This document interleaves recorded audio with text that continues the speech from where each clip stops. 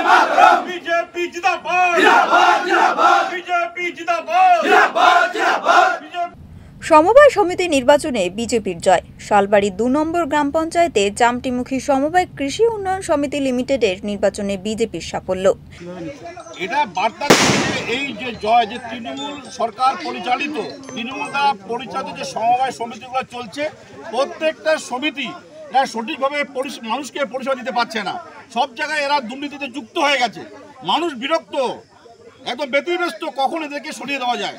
এই নির্বাচনে ৬টি আসনে জিতে উচ্ছ্বাসে ফেটে পড়েন বিজেপির কর্মী সমর্থকরা।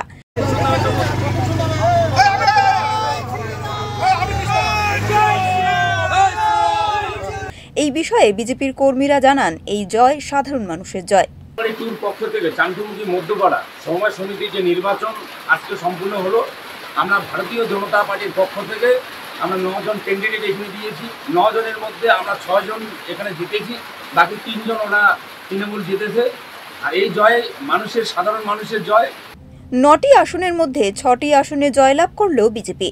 নির্বাচনের দিন পুলিশি কড়া নিরাপত্তার মধ্যে দিয়ে সম্পূর্ণ হয় এই সমবায় সমিতির নির্বাচন।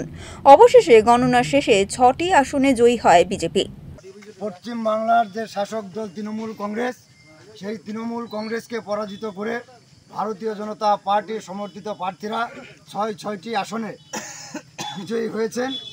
জলপাইগুড়ি থেকে উজ্জ্বল হরের রিপোর্ট, ওঙ্কার বাংলা।